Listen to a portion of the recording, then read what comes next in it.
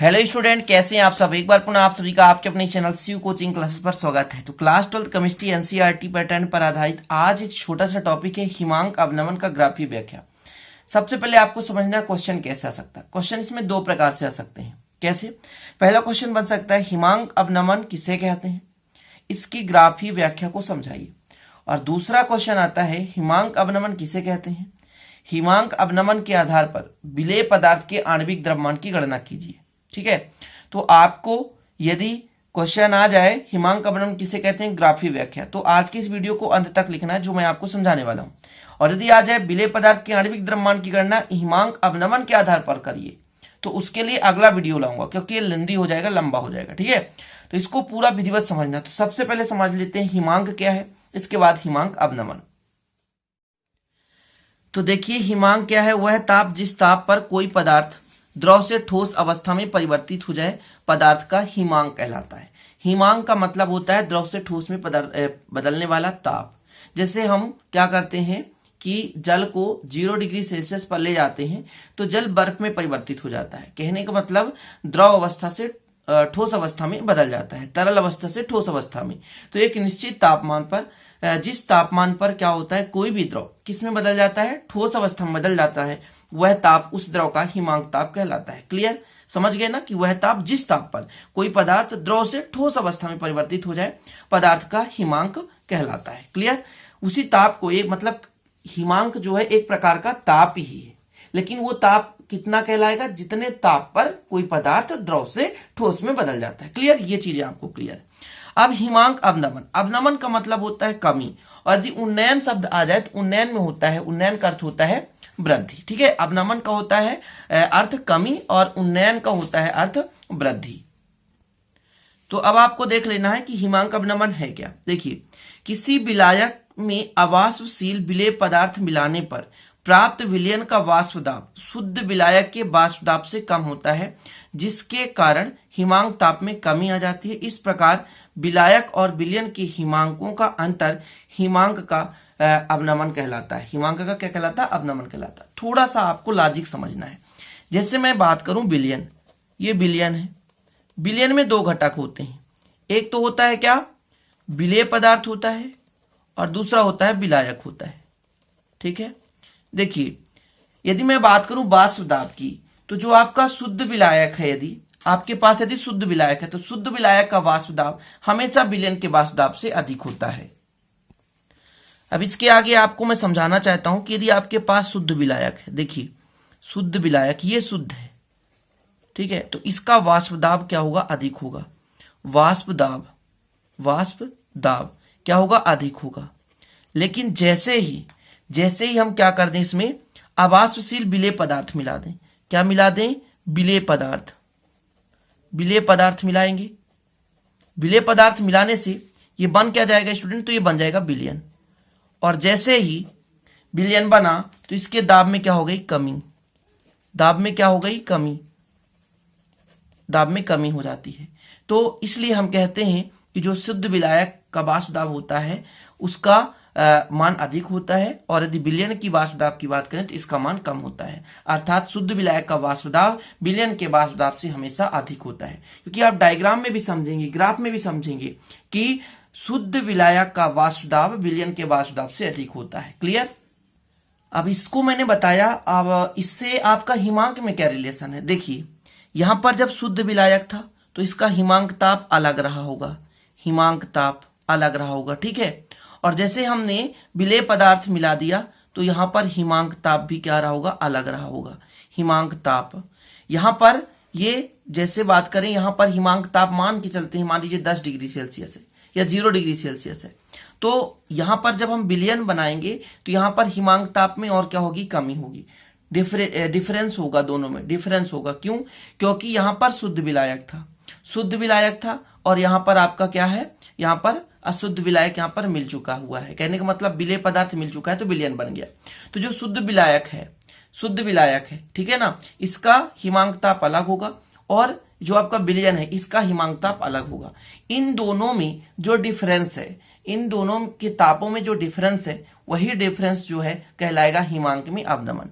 अर्थात हमने विलायक में विलेय पदार्थ मिला दिया तो उसके हिमांक ताप में बदलाव आ गया, या तो कमी या तो वृद्धि। हालांकि ताप में कमी होगी, क्लियर है, ये डेफिनेट है, ताप में क्या होगी, कमी होगी, मतलब और कम ताप करना पड़ेगा।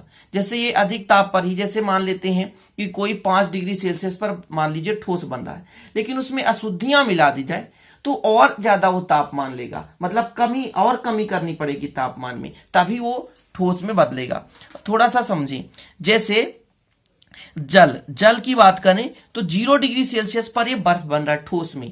अब यदि मैं इसमें शुगर मिला दूं, शुगर अर्थात शक्कर मिला दूं, समझ रहे हैं, तो इसका टेम्परेचर और कम करना पड़ेगा, माइनस में जाएगा, जैसे -10 -5, समझ रहे हैं।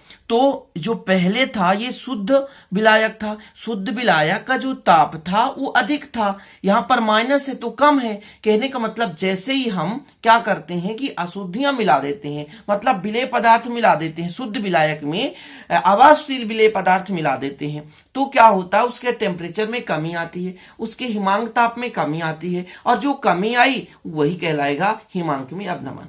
चीजें क्लियर है। अभी मैं बेसिक समझा रहा हूं कि वास्तव में हिमांक में अवनमन है क्या, कि शुद्ध विलायक है आपके पास, शुद्ध विलायक में आपने विलेय पदार्थ मिला दिए, विलेय पदार्थ मिलाने से उसके हिमांक ताप में क्या हो गई, कमी हो गई, और हिमांक ताप में जो कमी हुई वही क्या कहलाता है, हिमांक में अवनमन कहलाता है। क्लियर। इसे हम डेल टीपी से दर्शाते हैं, ठीक है, टीपी, यहां पर पी आप बेस में भी दे सकते हैं, ठीक है, या आप इसको एफ से भी दर्शा सकते हो, ठीक है ना, एफ से दर्शा दो, कोई दिक्कत नहीं, ठीक है। तो यहां पर मैं एफ से दर्शा देता हूं, डेल टी एफ, एफ ठीक रहेगा क्योंकि फ्रीजिंग पॉइंट है ना, freezing point, depression in freezing point, हिमांक में अवनमन। क्लियर। चलिए इतना क्लियर हो गया। अब देखते हैं ग्राफ के माध्यम से, ग्राफ में आप बिल्कुल समझ जाओगे। तो यहां पर आपको डायग्राम में समझना है। तो मैंने आपको क्या बताया था, सबसे पहले बताया था यदि शुद्ध विलायक है तो उसका वाष्प दाब जो है अधिक होता है। तो यहां पर ये आपका जो वाई अक्ष है एक प्रकार से, और ये एक्स अक्ष है। तो जो एक्स अक्ष है ये तापमान को व्यक्त कर रहा है, टी एफ है, T0F है, ये तापमान को व्यक्त कर रहा है, ठीक है ना। और यदि बात करूं यहां पर तो दाब की बात कर रहा है, ये दाब को प्रदर्शित कर रहा है।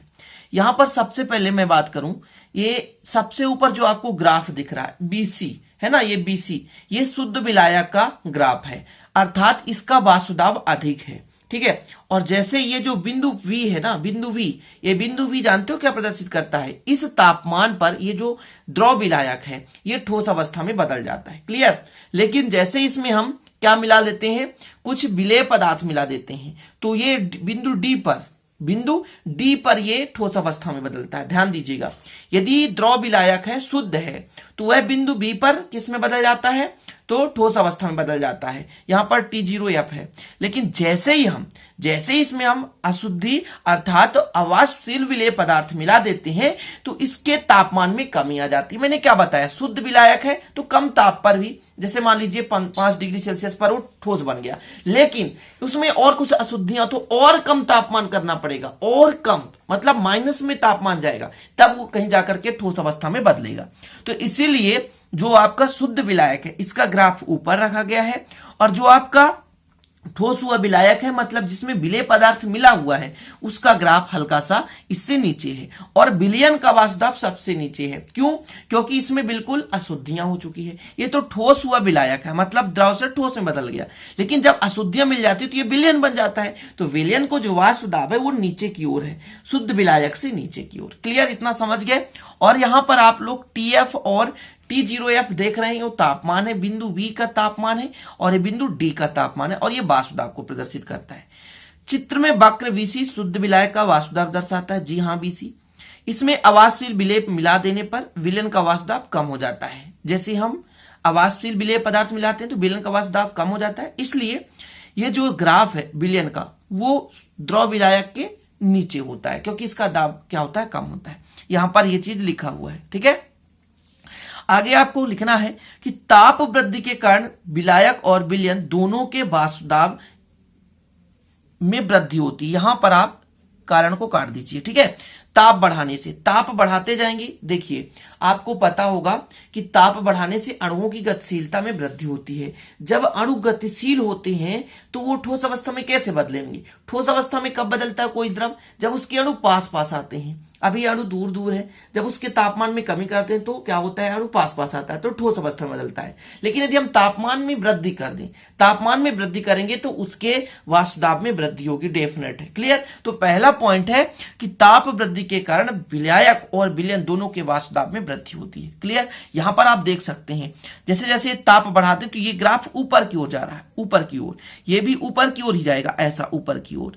ये ग्राफ क्या बताता है कि जैसे ताप बढ़ता जाता है, जैसे जैसे ताप बढ़ता है तो दाब में भी वृद्धि होती है। जैसे यहां पर विलायक का देखिए, ये क्या प्रदर्शित करता है कि जैसे जैसे ताप बढ़ रहा है तो उसके वाष्प दाब में वृद्धि हो रही है। ये ऊपर की ओर जा रहा है, ऊपर की ओर जाएगा, ऊपर की ओर जाएगा मतलब दाब में वृद्धि होगी। कब? जब तापमान बढ़ाएंगे। इतना क्लियर है। आगे देखिए, विलयन का वाष्प दाब दर्शाने वाला वक्र डी शुद्ध विलायक के वाष्प दाब दर्शाने वाले वक्र बीसी के नीचे है, क्योंकि विलयन का वाष्प दाब विलायक के वाष्प दाब से कम होता है। ये चीज मैंने पहले ही बता दिया कि ये जो बीसी है ऊपर है और डीई नीचे है। क्यों? क्योंकि द्रव विलायक का वाष्प दाब अधिक होता है और विलयन का वाष्प दाब कम होता है। जो पॉइंट बाय पॉइंट है, सब कुछ लिखना है, इसलिए मैं पूरा लिख रखा है, पूरा समझा रहा हूं। बिंदु V पर ठोस हुए विलायक तथा द्रव विलायक के वाष्प दाब बराबर है, अतः बिंदु V के संगत तापमान T0F है। चीजें समझे। ये जो मैंने आपको समझाया था, जो B है, इस बिंदु पर जो द्रव विलायक है, शुद्ध विलायक है, तो ये शुद्ध विलायक यहां पर क्या होता है, इस तापमान पर वो कहने का मतलब ठोस अवस्था में बदलता है, और यहां से कहने का मतलब यहां पर इधर ठोस अवस्था ही है। तो ये जो ठोस अवस्था और ये द्रव अवस्था, दोनों का यहां पर वाष्प दाब समान है, यानी बिंदु B पर वाष्प दाब समान है ना, इसलिए इसके संगत हमने तापमान T0F कर लिया है। क्लियर। क्या कर लिया हमने? T0F कर लिया है। इसके बाद अगला पॉइंट आपको देखना है कि बिंदु D पर ठोस हुए विलायक और विलयन के वाष्प दाब वक्र मिलते हैं। यहां पर देखिए, यहां पर बिंदु डी पर जिसके संगत ताप कितना TF है। अब इसका आप स्क्रीनशॉट लेना तो ले सकते हैं, फिर अगला पॉइंट देखते हैं, क्योंकि आप लोगों को नोट्स बनाना होता है। और जो नोट्स लेना चाहते हैं तो 9685299149 व्हाट्सएप नंबर है, आप कांटेक्ट कर सकते हैं। ठीक है, मैं व्हाट्सएप में आपको पूरा PDF के रूप में दे सकता हूं। ठीक है, तो आप लोगों को लेना तो कांटेक्ट जरूर करें। अगला पॉइंट आपको लिखना है, TF का मान T0F के मान से कम होता है, इसलिए हिमांक में अवनमन जो अधिक है ताप, उसमें हम कम वाले ताप को क्या कर देंगे, घटा देंगे। T0F अधिक है, ये पहले मैंने आपको डायग्राम समझाया कि जो T0F है वो अधिक है और TF कम है, इसलिए T0F में TF को घटा देंगे तो यही तापमान में कमी होगी। ठीक है ना, यहां पर हो गया। अर्थात यहां से हमें ज्ञात क्या होता है कि किसी विलयन में विलायक के हिमांक में अवनमन विलेय के मोललता के समानुपाती होता है। अभी मोललता का समानुपाती जो फंडा है वो अलग होता है। मोललता कैसे निकालते हैं? किसी पदार्थ, किसी विलयन के 1 लीटर आयतन में विलेय पदार्थ के मोलों की संख्या, ये कहलाती है आपकी मोलरता, और जब ग्राम तुल्यांकों की संख्या आती है तो मोललता कहलाती है। तो ये डेफिनेट, ये चीजें मैं अगले वीडियो में आपको समझाने वाला हूं, क्योंकि वहां पर निकालने को बताऊंगा कि इसकी सहायता से हम विलेय पदार्थ के आणविक द्रव्यमान की गणना कैसे करते हैं। तो बस आप लोग इतना समझ ले यहां पर अभी कि जो आपका डेल TF है, मतलब हिमांक में अवनमन है, जो वो मोललता के समानुपाती होती है। देखिए, मोलरता, मोललता, नॉर्मलता, सारी चीजें मैंने बना रखी है, वीडियो प्लेलिस्ट में आप लोग देख लेना। केमिस्ट्री, फिजिक्स, मैथ, जो भी आप यदि विधिवत पढ़ना चाहते हैं तो क्रम से देखें, और यदि अभी नए हैं तो स्टार्ट कर रहे हैं, चैनल को सब्सक्राइब कर लें और बेल आइकन भी प्रेस कर लें, ताकि आप लोगों को इसी प्रकार वीडियो का नोटिफिकेशन मिलता रहे। ठीक है, तो आज के लिए इतना स्टूडेंट। एक बार पुनः कहना चाहता हूं, जिसको भी नोट्स लेना है PDF के रूप में, लो कॉस्ट रहेगा, बहुत ही कम कॉस्ट पर, लगभग 100 रुपए में मैं पूरा PDF दे रहा हूं। 9685299149 ये आपका कांटेक्ट के लिए नंबर है। ठीक है, तो चलते हैं, फिर मिलते हैं अगले वीडियो में नए टॉपिक के साथ। तब तक के लिए जय हिंद, वंदे मातरम।